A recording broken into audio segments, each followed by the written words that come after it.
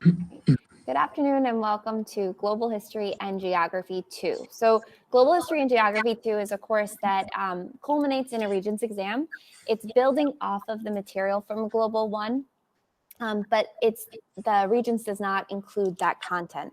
So the skills and practices that the students learned in Global 1 does apply, but not the content. So we're in good fortune this year, in this hybrid year, because there's not a pressure for the content. It's sort of a fresh start this year as we're beginning our Global 2. I'm Ms. Rice. I'm a global history teacher here at the school, and I'm Justin Longobardi, and I teach this class as well with Miss Rice. And this is our second year teaching it together, my 14th year here in the district. So it's my 10th year. There you go. Good. All right. So Global History and Geography 2 is, it starts in the year 1750, sort of purposely a bit arbitrary in terms of a year. And so we start off the year sort of getting a framework of a big picture bird's eye view of what was going on in the year 1750, how are people interacting? And then we go from there straight to today. So it's a really exciting course because it really helps show the threads of history and how they connect to our modern world and the issues that surround it. The course itself will culminates in the Regents exam, and so we will prepare them for that Regents. Every student must pass this exam in order to get their diploma. And so our tests and quizzes, our projects and writing, they're all going to be reflecting the skills that they need to have in order to do well on that exam. This year, because of the hybrid model, we have shifted the way things are weighed, recognizing the reality that a multiple choice test, if they take it in person, might be a different experience than if they're taking it online. And we want to make sure all students are taking the assessment at the same time. So test and quizzes are worth 30%. They're still valued and they're still valid, but it's not going to be weighed as heavily as their writing assignments, where students really have their own voice there. In addition, by far the most significant part of the grade, the area where students can achieve really high, well, it's 25% of the grade, is in homework and participation. I really want to encourage students to participate in class. It's very important. Whether they're in person or online, there's an expectation for students to be present and engaged. And that can look in a lot of different ways. It could be asking questions. It could be commenting in the Meet chat along the side of the sidebar. It's even just having their camera on and nodding along. They don't need to be verbal participating, but we need students to be present and focused throughout the day. Anything you want to add, Mr. Longobardi, to that? Yeah, I mean, like Ms. Rice just said, participation, if the students are actively taking notes, if they're working in their groups, the hand doesn't have to be raised every 5 seconds for them to earn a very good participation grade.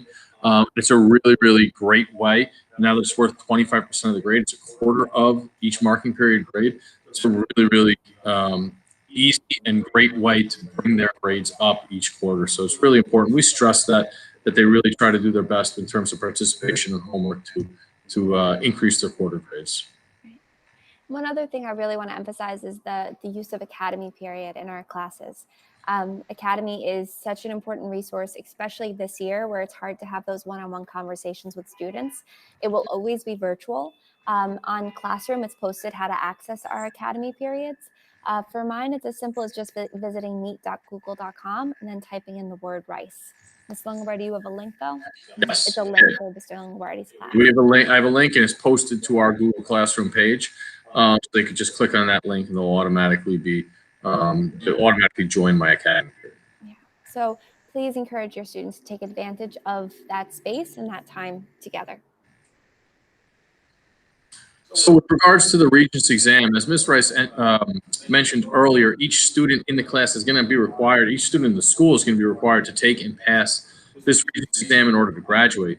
And we don't want to see just passing scores. You know, throughout every year I've been here, we really try to encourage students to do the best that they possibly can on this test. We want to see 85s. We want to see mastery. We want to see 95s. We want to see 100 if we can get this. We're really going to, throughout the school year, do our best to prepare students for this exam. And it is scheduled to happen in June. So that is how we're going to approach the school year, with the expectation that this test is going to be taken in June. The test, like it says here, is a little different than in the past, at least for Pelham students. No Pelham students at the school actually have taken this new form exam yet, but it has 28 stimulus-based multiple choice questions. And what that means, like you can see in front of you, is that there'll be 2 questions or 3 questions. It could be based on a stimulus or based on different stimuli. So it could be a political cartoon, it could be a short reading passage, very similar to the one that's being presented on the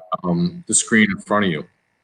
It will also be asked to, in part 2, thank you, answer 2 sets of documents that are going to contain 3 questions. Like it says there, they could be geographic or historical circumstances, source of document 2, point of view, bias, audience or purpose, and then they're going to have to connect those 2 documents. So show cause and effect, turning point, or similarity and difference.